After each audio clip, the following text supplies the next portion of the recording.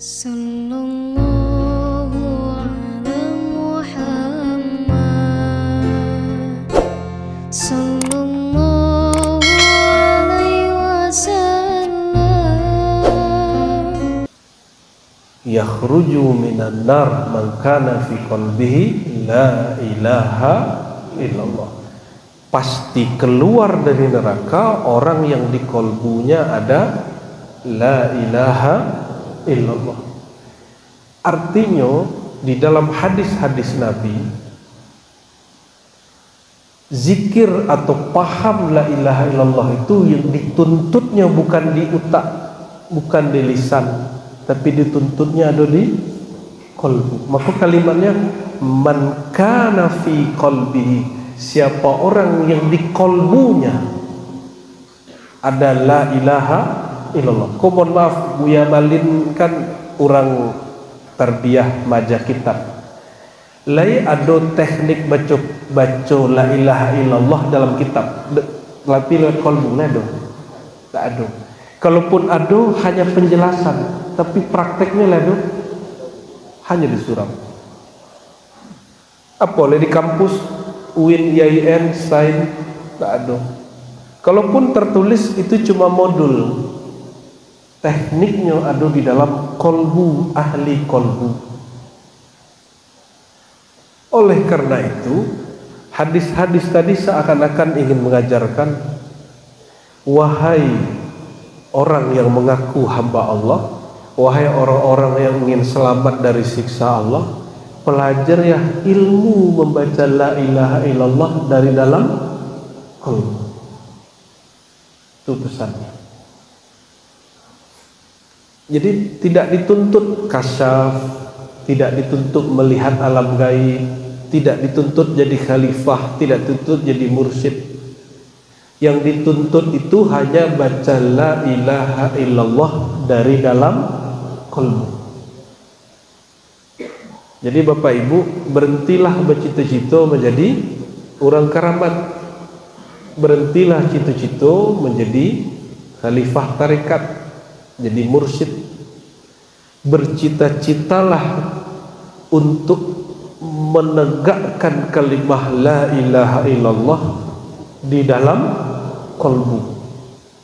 Sebab itulah mahar masuk surga, itulah mahar pembebas dari api neraka.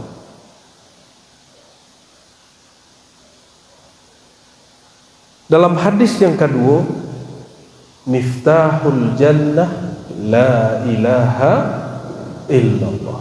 Hadis itu pun sahih. Kunci dari surga la ilaha, kuncinya baru kun. Ini banyak orang lupa di situ. Ini hanya ambil kunci, baru ngambil kunci. Yang punya kunci siapa? Siapa yang punya kunci? Apa kata Sayyidina Muhammad SAW, hadis Sahih Bukhari, hadis Sahih Muslim, wala yuftah ala ahadin ghairi atau qabli. Tidaklah diizinkan surga itu dibuka dengan kunci apapun selain aku, sebelum aku. Di sekolah PR gitu, selain memperbanyak zikir la ilaha illallah, berterima kasihlah kepada yang memegang kunci. Elok-eloklah kepada yang memegang kunci, yaitu Sayyidina Muhammad sallallahu alaihi wasallam. Sapo-sapolah beliau, tegur-tegurlah beliau, bangunlah hubungan batiniah dengan beliau setiap hari. Maka jangan pelit, jangan kikir setiap hari menyampaikan salam kepada Sayyidina Muhammad sallallahu alaihi wasallam setiap hari. Kalau kita diribat, Buya Malin, kami membiasakan dengan kawan-kawan, kalau hari normal salawat pagi sore 100. Sallallahu alaihi Muhammad, sallallahu alaihi Muhammad, sallallahu alaihi Muhammad. Kalau sedang safar minimal 10, minimal 10. Kalau di khatam khojakan biasanya 100, kita tambahkan lebih dari 100. Sebab salawat komahar, dan salawat itu penyejuk. Salawat itulah yang penawar. Bakok banyak surau-surau suluk ko terjadi gesekan, Bapak Ibu, itu sebab kurang salawat. Banyak zikir ismuzat, kurang salawat. Akhirnya jiwanya terbakar, tidak ada yang memadamkan. Yang memadamkanlah nur salawat Nabi Muhammad sallallahu alaihi wasallam. Termasuk sekolah, banyak-banyakan salawat. Ya, mulai buka Buya, mohon maaf bukan ingin maja Buya. Tarbiyah Islamiyah setiap minggu salawat berzanji. Setiap minggu. Coba lihat hasilnya, tidak lebih dari setahun Nurullah Nur Muhammad terbit dari situ. Akan bangkit ya. Dulu Maulid berzanji, Sintu Duror ya, dia ulame, bacalah itu. Nanti kalau tiba bulan Maulid balik buat Maulid keliling, minimal 12 hari, maksimal 40 hari keliling. Dari itu pengabdian santri kepada masyarakat, masjid, surau keliling. Itu indahnya bukan main. Dengan berkah solawat itulah insya Allah negara wak jadi tanam. Ego itu bisa diperbaiki nanti. Bapak Ibu yang berkahan Allah. Jadi hadis kedua tadi apa? Miftahul jannati la ilaha illallah. Kunci sorga la ilaha illallah. Tapi hadis ketiga kata Rasulullah SAW, tidaklah dibukakan surga itu dengan kuncinya sebelum aku. Kira-kira kalau dibuka surga, pintu surga, Bapak Ibu di muka langsung masuk tak? Ya, itu masuk kali ya? Ya, langsung masuk kali. Pintulah dibuka, gerbang surga tu kadang besar. Kira-kira kalau sudah dibuka, bentuk ayat masuk. Coba perhatikan ya. Kalau BLT, bagi BLT banyak orang tipu. Tapi perhatikan panitia atau pemegang dana, apakah dia masuk? Apakah dia berebut? Kalau ambo orang kayu misal, ambo bagi-bagi piti, bagi-bagi piti 1 juta setiap orang, setiap rumah, dikumpullah orang tu. Ketika dibuka gerbang, yang datang masuk banyak, yang santai siapa? Tentu orang nan yang punya piti itu. Jadi nanti di saat semua orang masuk dari gerbang surga, sang pemegang kunci dia berdiri manggil ummati masuk. Sudah hampir habis trip itu, Rasulullah kemudian pandang jauh ke Sirat. Kiranya di Sirat tuh Bapak Ibu ada yang sedang terkatung-katung. Ada yang sedang. Sirat itu jangan dibayangkan jembatan. Sirat itu seperti daki gunung, cuma ujungnya luncing. Naik turun, ada yang perosok. Kiri kanannya duri-duri raksasa. Ada yang nyangkut kakinya, ada yang nyangkut badannya, ada yang kena telinganya. Tahu ada satu orang ketikanya hampir jatuh, tiba-tiba ada nur salawat lewat mukanya. Itu hadis Imam Ahmad. Apa katanya? Tiba-tiba salawat yang dulu pernah aku baca, aku kirimkan kepada baginda Rasulullah SAW, itu datang seperti Rasulullah lalu mengambilku dan membawaku ke ujung. Padahal Rasulullahnya di muka, di mana Rasulullahnya? Jadi nanti Rasulullah itu terlihat di banyak tempat, padahal hanya satu. Orang mengaku kami diselamatkan Nabi, padahal orangnya di muka pintu surga. Pak kira-kira bertanyalah anak muda yang cerdas dulu pada kami di salah satu wilayah di Sumatera Jo.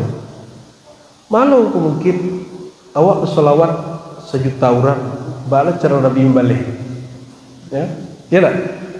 Oke, kata Nabi, setiap solawat dibalik, betul? Setiap solawat Nabi langsung membalas. Bapak Ibu anggaplah kita kini ko 1.000 anggap. Kalau kita 1.000 baca salam, itu bala cara Nabi membalik kok. Nah, baca caranya. Cahaya orang ada di teh kini ko, anggap cik tu. Nampak? Lampu itu punya cahaya menerangi ambo, menerangi bapak ibu saudara. Yo, lampunya cik dari tengah tu. Tapi cahaya ada sampai kampung, sampai lo ke bapak ibu. Perlu gak lampu itu dibelah? Tidak. Ketika siang hari matahari menyemburkan sinarnya, apakah ketika matahari yang ada di Jawa, matahari yang sampai cahayanya sinarnya ke Sumatera itu belain? Belain itu satu. Jadi yang berpencar-pencar, yang terbagi-bagi itu sinar dan nurnya, bukan zatnya. Oleh karena itu, orang-orang yang punya kontak batin dengan Rasulullah, dengan nur salawat, dengan cinta dan rindu, mereka punya hak, punya izin untuk diselamatkan oleh nur Nabi Muhammad sallallahu alaihi wasallam. Hadis terakhir.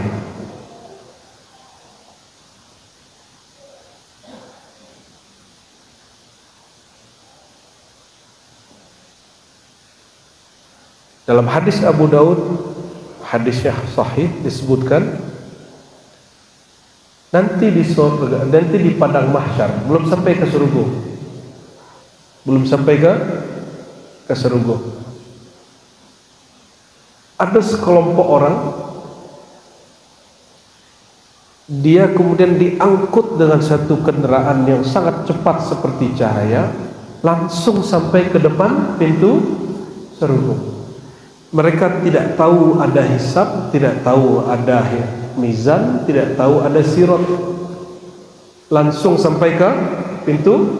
Jadi Bapak Ibu, kalau kita dibangkitkan, nanti masuk berkumpul kita di bumi, lalu pindah kita ke padang mahsyar. Dari padang mahsyar masing-masing nanti kita dihisab.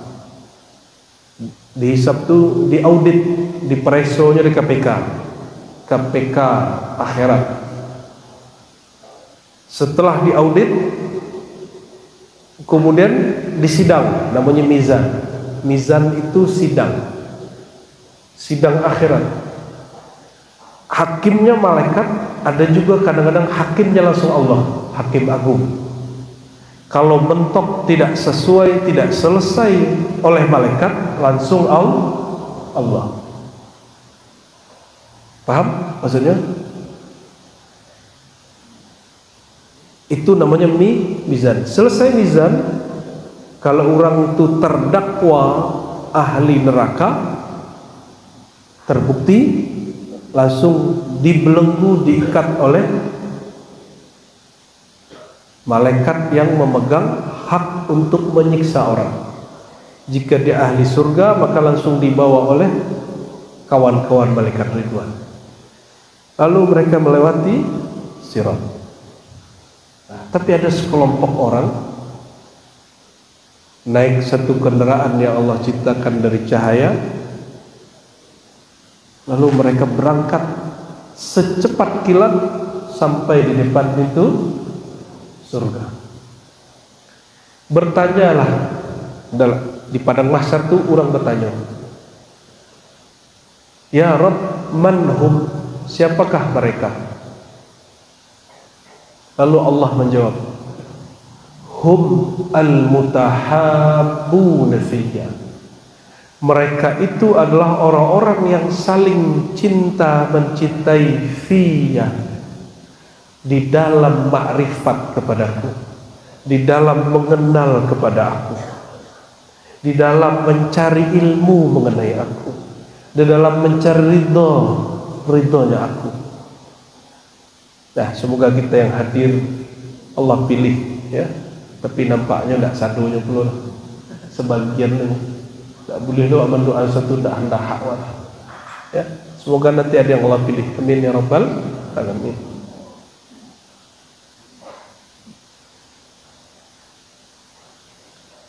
Tapi para malaikat, para nabi, sadanya pun bertanya, kan mereka bukan nabi. Yang tadi itu bukan nabi, bukan syuhada, tapi dapat izin. Jadi apa rahasia daripada bab cinta? Sebab ada kaidahnya. Jadi ternyata itu jawabannya. Al-mar'u ma'aman ahabba. Seseorang akan bersama yang dicintai. Jika dia cinta kepada Nabi Muhammad, maka Nabi Muhammad tidak rela orang itu dihisab dan disidang. Jadi jemputan itu adalah kendaraan nur dari Nabi Muhammad sallallahu alaihi wasallam.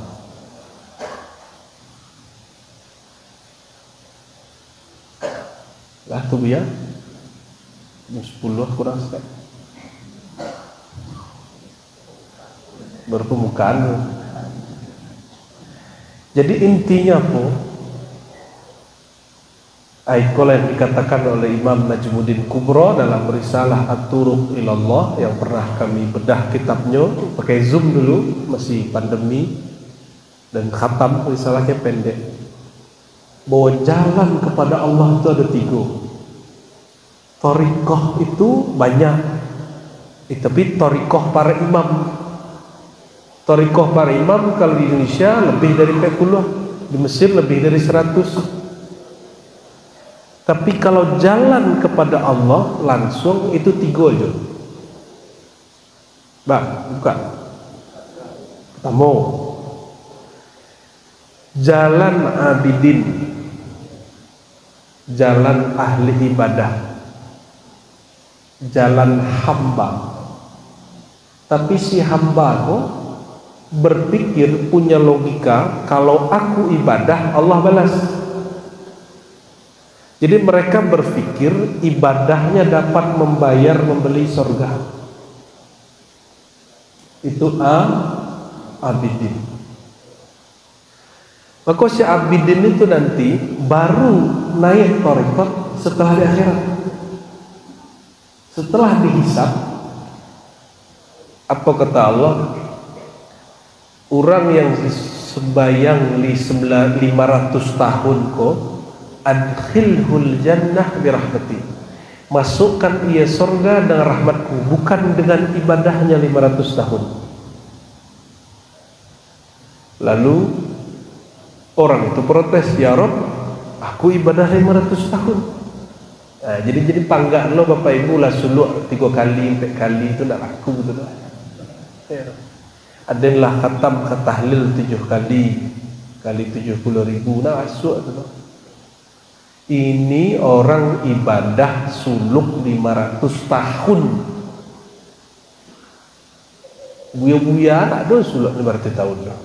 Umur lo sampai ni. Ya.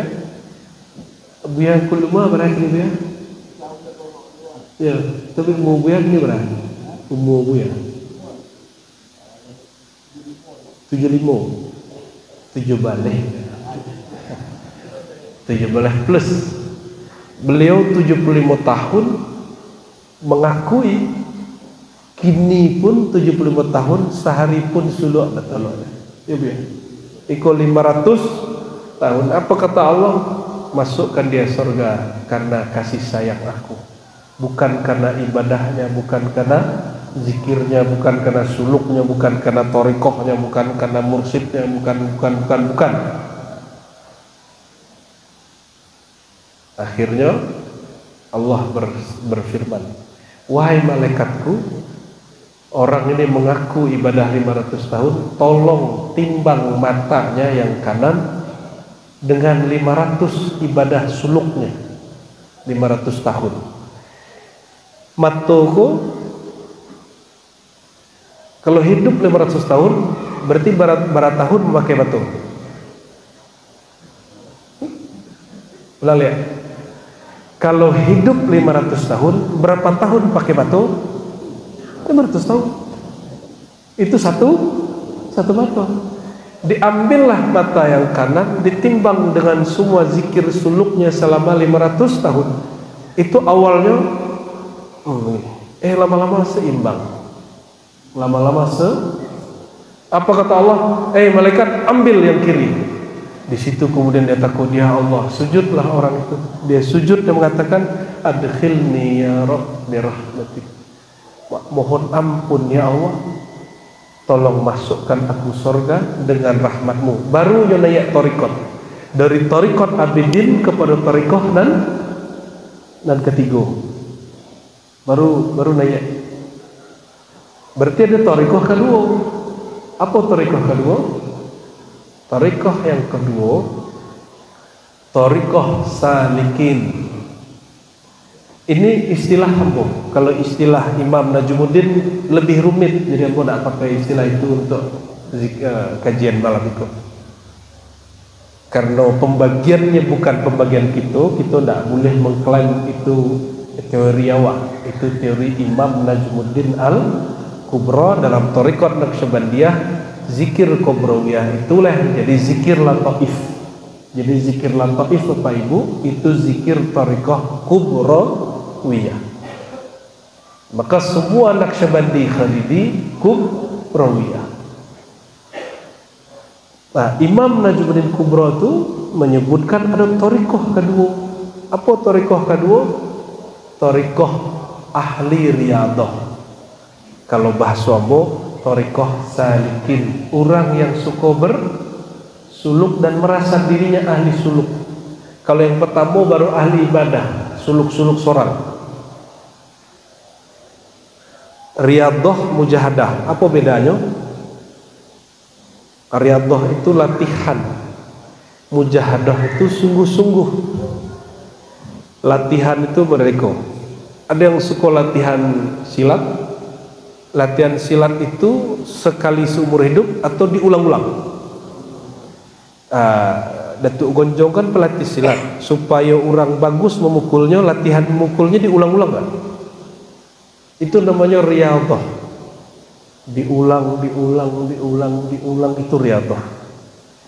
Mujahadah itu orang yang bersungguh-sungguh tidak berhenti sampai tujuannya sampai. Itu disebut mujahadah.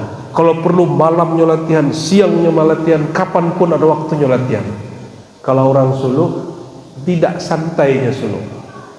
Kalau kami dari Batko ya, bocoran dia supaya orang ko nambah suluk walaupunnya sibuk. Kita lagi namanya suluk fun. Suluk tapi fun. Ya, anggotanya itu ada sebagian tuh. Suluk tapi santai. Bakok dibuat begitu, itu untuk menyaingi orang pakai handphone. Supaya juga nak pakai handphone caranya dibuatlah sore pengajian. Yang penting orang kau tidak ada waktu kosong. Sekali waktu kosong, dia akan tertarik memegang handphone. Memegang handphone hanya boleh dipakai kalau nyawa Pak Direktur. Pentingnya untuk urusan perusahaannya itu izinkan di waktu-waktu tertentu. Bapak Ibu yang bukan Allah, torikoh yang kedua itu torikoh para salik, torikoh orang yang riyadah, mujahadah. Tapi mereka beribadah itu bukan murni untuk Allah. Mereka ibadah itu cari ketenangan, cari khusyuk, cari bahagia. Nah, misalnya mohon maaf, ada murid datang ke Buya Balin Bunsu. Keceknya, Buya terima lambu jadi murid Buya. Bahan itu hati dan gelisah Buya, ingin belajar ilmu ketenangan jiwa. Jadinya belajar ilmu zikir karena ingin tenang. Ada lo murid datang beko kepada Buya, apa katanya? Oh Buya, ajarkan ambo cara solat khusyuk. Berartinya belajar zikir bukan untuk ridha Allah tapi untuk khusyuk. Sebulan 2 bulan lah suluk lah 40 hari khusyuk hendaklah bertambah. gelisah bertambah-tambah. Akhirnya kecil murid itu nampaknya kalau zikir Buya Marajo suko ndak mantap dah. Pindahlah wak ke Buya Datuk Amarajo. Zikir ke Buya Datuk Amarajo. Kebetulan beliau habis naik kudo-kudo surau. Nampaknya Buya kulai serius. Zikirlah juga beliau, latihanlah juga beliau. Lah lo sebulan, lah 2 bulan, indak terasa tenangnya hati, indak lo terasa rasa salat khusyuk. Lah dipicing-picing mata, indak je khusyuk. Dan udah bertambah kusut. Akhirnya kita murid ko nampaknya Buya Datuk Amarajo kok kurang keramat. Kita datanglah ke Buya dan tua, dicari lo Buya Kuluma. Alah lo setahun di situ indak je dapat.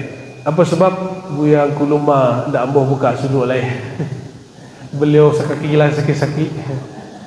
Kecil murid nampaknya Buya aku yang nak sakti tu.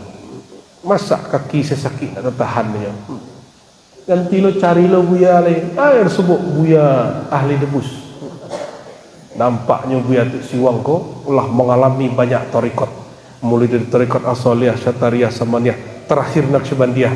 Kayaknya kau pilihan terakhir.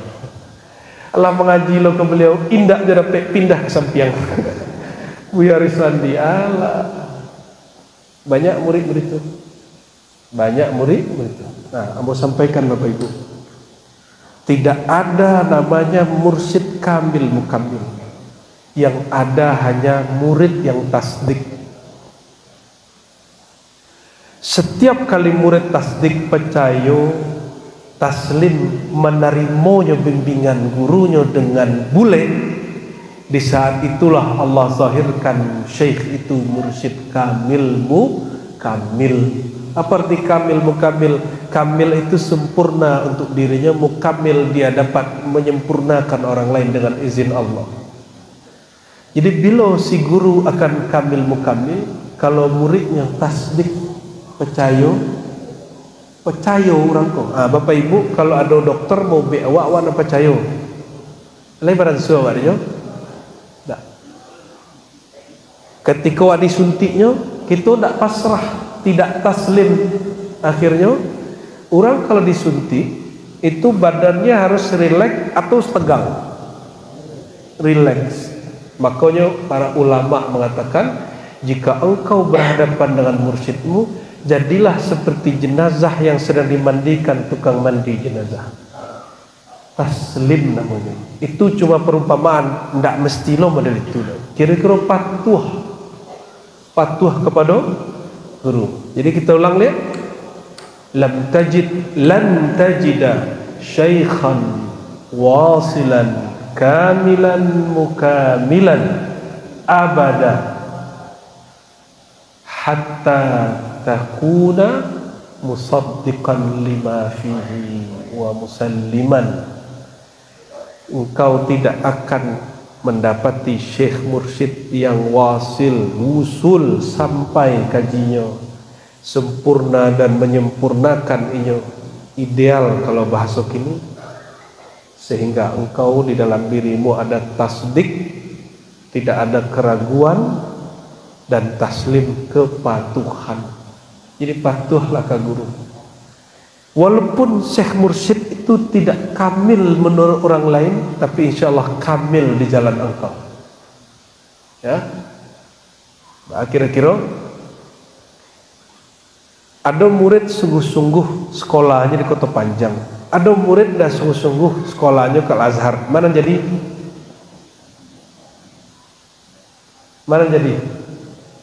Ada murid sungguh-sungguh sekolahnya hanya di Madrasah Tarbiyah Kota Panjang. Ada murid tak sungguh-sungguh tapi sekolahnya di Al-Azhar. Mana jadi? Kota Panjang. Kadang ilmu yang dibaca di Al-Azhar dibaca di sekolah sama. Makanya Gus Dur itu tidak jadi kuliah di Al-Azhar, sebab kitab yang dipakai Al-Azhar dipakai di sekolah tarbiyah, dipakai di sekolah pesantren. Serius ya? Kitab Ummul Barahin itu kitab tinggi di Al-Azhar. Serius. Risiko kelas 6, kelas 7 sangat tinggi. Matan Zubat bila biasa. Matan Zubat Syafi'i. Iya, Matan Zubat kelas berapa tuh ya? Lain aja bu kan? Itu di Mesir itu Syekh Mufti yang langsung mengajarkan. Bahkan Syekhul Masyayikh seperti Ali Jum'ah langsung mengajar Matan Zubat. Jadi kalau Bapak Ibu ingin anaknya alim, tidak mesti ke Al-Azhar, tidak mesti ke Jakarta, di Payakumbuh saja, tapi sungguh-sungguh jadi. Insya Allah. Maka kami kodok bagi pertanyaan. Allah di Mekah, Allah di Mesir, Allah di Kota Panjang, semua nak? Tamu? Ya. Rasa batuhan di Payakumbuh, rasa batuhan di Mekah, rasa batuhan di Mesir, sama tak? Sama. Yang perlu itu cuma kesungguhan. Lah tu biar jam 10 hari. Ibu Buya Domi laku aku. Lah ter aku dia. Lah dia. Tambah sakit kaki Buya lu.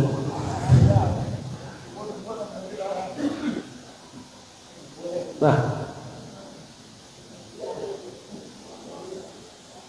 terjawab lewat lah. Lek berkualitas pertanyaan. Kalau enggak dah sah. Kalau tanya-tanya biasa dah sah. Tanya-tanya yang serius tak ada. Serius. Boleh. Kita tes dulu. Kalau enggak bagus nak menjawab dah.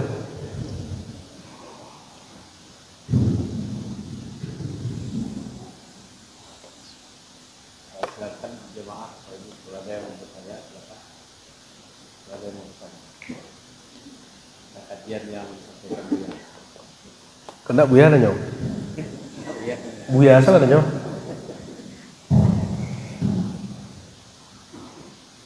Tak ada kan? Alhamdulillah. Takutnya awak kecil kalau nak rancak pertanyaan tak salah. Lakan negertak jemaah dia Pak. Kau mohon maaf jemaah itu hamba bergarah-garah saja ya. Supaya jemaah nak bertanya jadi wagih itu. Kalau rancak pertanyaan wagih Pak.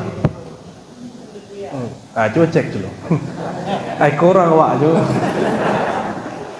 Ai deh. Murid Buya Nasir.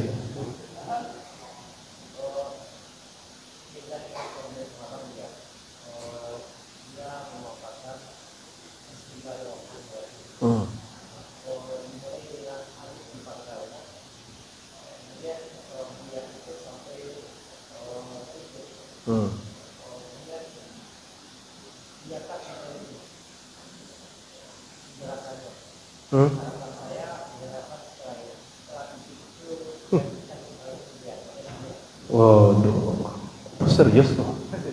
Gue berhasil juga Ci. Berarti berhak deh gue. Tapi itu dibukanya di surah Nur Fatlainah. Dan dibuka di sekolah lah. Itu ilmu huruf. Ilmu huruf itu salah satu ilmu yang dirahasiakan Allah yang hanya boleh dibuka jika Allah izin. Nanti di Nur Fatlainah kita buka. Ya. Ya. Ala tagadai selendang wajah. Oleh.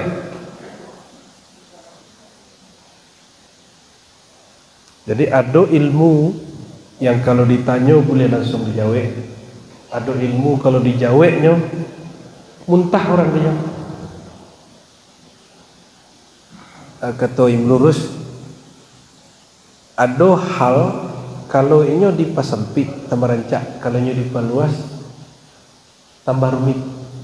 Semakin dijelaskan semakin buyar. Itu ilmu huruf tuh. Maka penjelasan itu penjelasan penyempitan.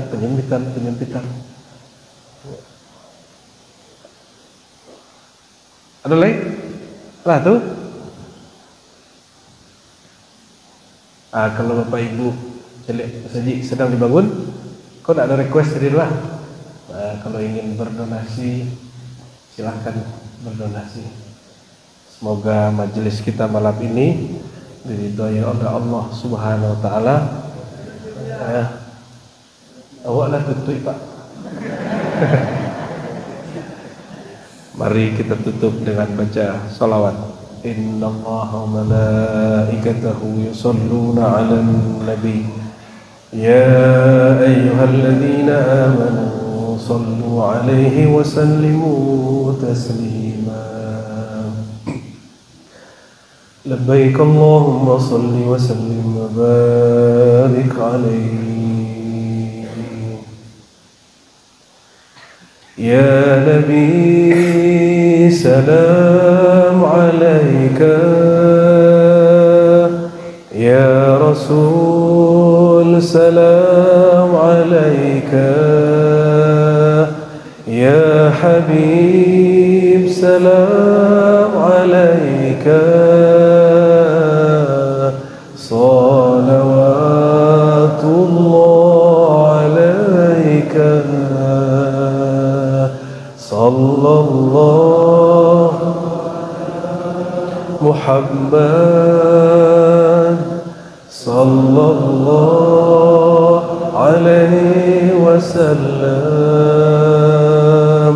Sallallahu ala Muhammad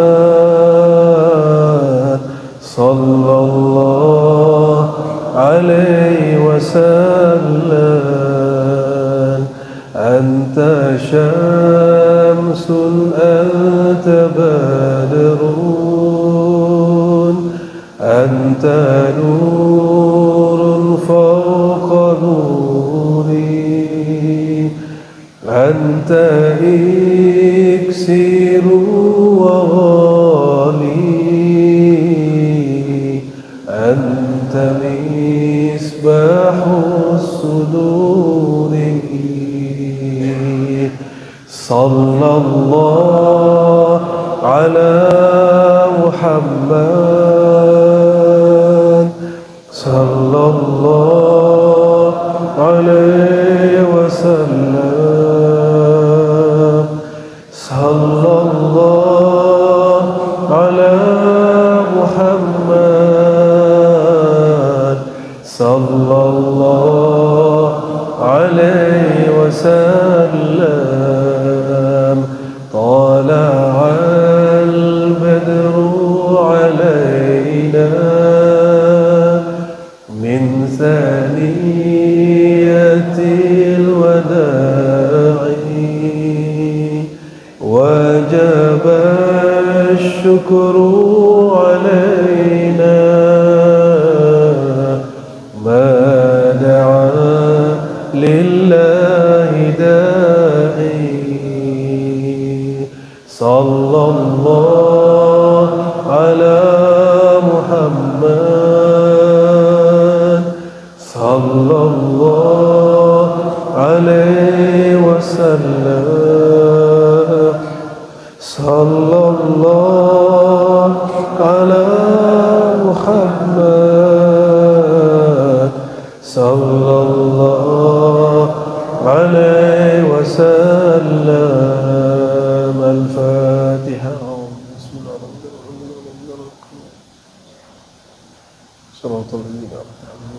الرحيم. الله الرحمن الرحيم.